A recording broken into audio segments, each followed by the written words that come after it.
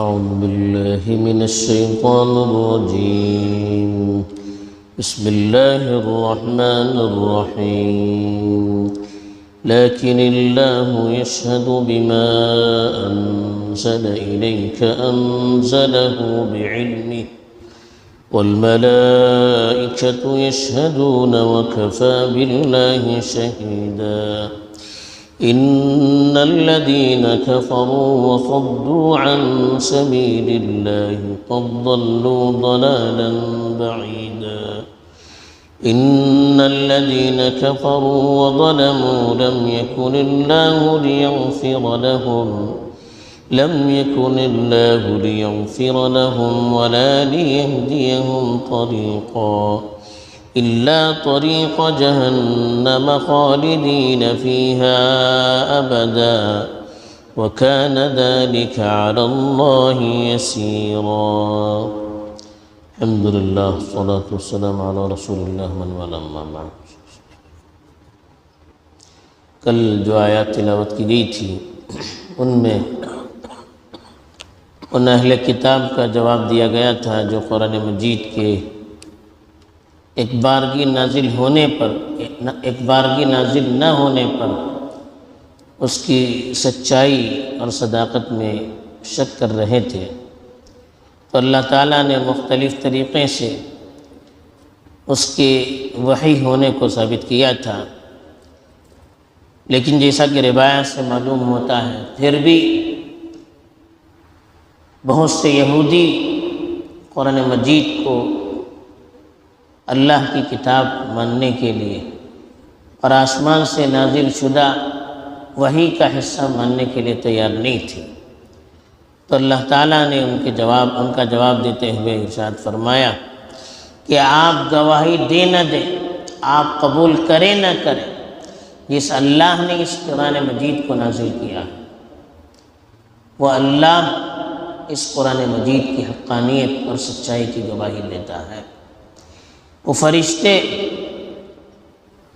جو اللہ کے حکم سے دنیا کا نظام سنبھالے ہوئے، جو اللہ کی وحی کو آسمان سے زمین تک پہنچانے والے ہیں، وہ فرشتے بھی اس کی گواہی دیتے ہیں کہ قرآن مجید حق تعالیٰ کی طرف سے نازل ہوا ہے۔ چنانچہ ارشاد ہے لیکن اللہ یشہد، لیکن اللہ گواہی دیتا ہے بما انزل الیک، اس چیز کے بارے میں جو اس نے تم پر نازل کیا، انزلہ بعلم، کہ اس نے اپنے علم کے مطابق نازل کیا۔ صرف گواہی نہیں دی اللہ نے، یہ بھی کہا کہ قرآن مجید اللہ کے علم کے مطابق نازل ہوا ہے، یعنی اللہ نے نازل کیا ہے اور اس میں اللہ نے اپنے علوم کو بھی شامل فرمایا، جو علوم کے لوگوں کی ہدایت کے لیے اور ان کی رہبری کے لیے قیامت تک اس کے اندر محفوظ کر دیے گئے ہیں، جن علوم کی روشنی میں انسانیت صحیح راستے کو حاصل کرتی ہے، سچائی اور صداقت کو اختیار کرتی ہے، باطل اور غلط چیزوں سے اپنے آپ کو دور رکھتی ہے، ایسے علم کو اللہ نے اس کتاب میں شامل کیا ہے جو علم کے اللہ کی طرف سے نازل شدہ ہے۔ والملائکۃ یشہدون، پھر اللہ نے کہا اور فرشتے بھی گواہی دیتے ہیں، وکفیٰ باللہ شہیدا، اور اللہ کی گواہی کے بعد اور کسی گواہی کی ضرورت نہیں رہتی، اس لیے کہا اور گواہ کے طور پر تو اللہ ہی کافی ہے، باقی فرشتوں کی گواہی یہ سب اللہ کی تائید ہے، ورنہ اصل گواہ تو اللہ ہی کی گواہی کافی ہے، لیکن اللہ تعالیٰ نے سامنے والوں کو سمجھانے کے لیے کہا فرشتے بھی اس کے گواہ ہیں۔ پھر اللہ تعالیٰ نے ان لوگوں کو وعید سنائی جو لوگ خود بھی کلام پاک کا انکار کرتے ہیں، اور اللہ تعالیٰ نے ان کی کتابوں کے اندر اللہ کے رسول کی سچائی کے بارے میں جو باتیں ارشاد فرمائی ہیں، اللہ کی صفات کے سلسلے میں جو چیزیں ان کی کتابوں میں اللہ نے بیان کی ہیں ان کو چھپاتے ہیں اور جھوٹ بولتے ہیں، یہ قرآن سچا نہیں ہے، یہ نبی سچا نہیں ہے، حالانکہ ان کی کتابوں کے اندر خود موجود ہے کہ یہ نبی سچا ہے، آخری نبی ہے، ان کی صفات فلاں فلاں ہے، بلکہ ان کے ساتھ رہنے والے جو اصحاب تھے صحابہ، ان کی بھی صفات ان کی کتابوں کے اندر موجود تھی، لیکن وہ اس کو چھپاتے تھے اور انکار کرتے تھے، اور خود بھی قرآن مجید کو ماننے کے لیے تیار نہیں تھے، اور جو ماننے کی کوشش کرتے ان کو بھی دور کرنے کے لیے طرح طرح کے وسائل اختیار کرتے تھے۔ تو ان لوگوں کو دھمکی دیتے ہوئے اللہ نے فرمایا کہ ان الذین کفروا، بے شک وہ لوگ جنہوں نے کفر کیا، وصدوا عن سبیل اللہ، صد کے معنی روکنا، اللہ کے راستے سے وہ دوسروں کو روکتے رہے، یعنی خود بھی قرآن مجید سے دور رہے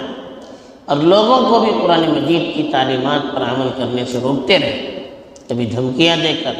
کبھی شبہات پیدا کر کے، کبھی جھوٹ بول کر، کبھی اور کسی طریقے سے ان کو روکتے رہے۔ تو دو جرم ہے، ایک تو خود انکار کیا، دوسرے جو قبول کرنے والے تھے ان کو بھی قبول کرنے سے انہوں نے روکا۔ کہا کہ ایسے لوگ تو قد ضلوا ضلالا بعیدا، وہ تو گمراہی میں بہت دور تک پہنچ چکے، ضل گمراہ ہونا، راستہ کھو دینا، ضلالا بعیدا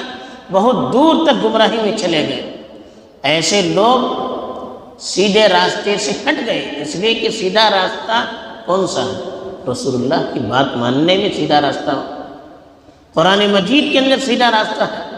تو جس قرآن کے اندر سیدھا راستہ بتایا گیا اس قرآن کا وہ انکار کریں گے، جس رسول کو ماننے میں اللہ نے کامیابی رکھی ہے اس رسول کا وہ انکار کریں گے، تو سیدھے راستے میں کہاں پہنچ سکیں گے؟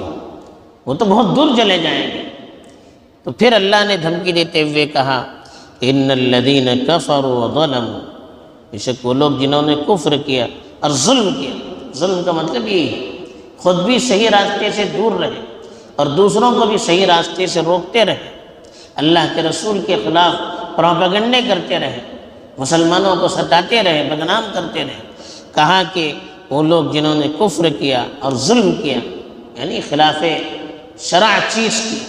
اللہ کی مخالفت کی، لم یکن اللہ لیغفر لہم ولا لیہدیہم طریقا، اللہ ان کی مغفرت کرنے والے بھی نہیں ہیں اور ان کو سیدھی راہ دکھانے والے بھی نہیں ہیں۔ یعنی ایک تو وہ خود سیدھی راہ سے دور ہو جائیں گے اور دوسرے اللہ کی طرف سے بھی ان کی کوئی مدد نہیں ہوگی۔ وہ گویا کہ اللہ کی طرف سے دھمکی دی گئی کہ ایسے لوگوں کو ہدایت ملتی نہیں ہے جو جان بوجھ کر مخالفت کرتے ہیں اور دوسروں کو روکنے کی کوشش کرتے ہیں۔ کہا کہ اللہ تعالیٰ ایسے لوگوں کی پھر مغفرت نہیں کرتا، اس لیے کہ یہ لوگ عام طور پر کفر میں مرتے ہیں، کفر کی حالت میں مرتے ہیں، پھر کہاں مغفرت کے مستحق ہو سکتے ہیں۔ وَلَا لِيَهْدِيَهُمْ طَرِيقًا، ان کو صحیح راہ کی طرف رہبری بھی وہ دیتا نہیں ہے، صحیح راہ بھی وہ دکھلاتا نہیں ہے۔ إِلَّا طَرِيقَ جَهَنَّمَ، ہاں ایک ہی راستہ اللہ ان کو دکھلاتے ہیں، وہ ہے جہنم کا راستہ، خالدین فیہا ابدا، جس میں وہ ہمیشہ ہمیشہ رہنے والے ہیں۔ وَكَانَ ذَلِكَ عَلَى اللَّهِ يَسِيرًا، یہ ساری چیزیں اللہ کے لیے بہت آسان ہیں، سیدھے راستے سے نکال کر جہنم میں لے جانا، جہنم میں ان کو ٹھونسنا، یہ اللہ کے لیے کوئی مشکل نہیں، سب کچھ آسان ہے۔ بہرحال ان آیات میں اللہ نے یہ پیغام دیا کہ دنیا چاہے انکار کرے، اللہ کے نبی کی سچائی کی سب سے بڑی دلیل یہ ہے کہ اللہ اس کے گواہ۔ دوسری چیز قرآن مجید اللہ کے علوم کا حامل، تیسری چیز خود فرشتے جو دنیا کا نظام اللہ کے حکم سے سنبھالتے ہیں وہ بھی خود اس کے گواہ ہیں کہ کتاب سچی ہے۔ چوتھی چیز جو اللہ نے بیان کی کہ جو لوگ قرآن مجید کا انکار کرنے والے ہیں اور سیدھی راہ سے روکنے والے ہیں، وہ لوگ صحیح راستے سے بہت دور چلے جاتے ہیں، ان کو سیدھی راہ اللہ کی طرف سے ملتی نہیں ہے اور وہ اللہ کی مغفرت کے بھی اہل نہیں رہتے ہیں، جہنم ان کا ٹھکانہ ہے۔ یہ اللہ نے دھمکی بھی دی۔ اللہ تعالیٰ نے صحیح سمجھ عطا فرمائے اور اپنی کتاب پر یقین کر کے عمل کرنے کی توفیق دے۔ وآخر دعوانا الحمد للہ رب العالمین۔ سبحان اللہ وبحمدہ۔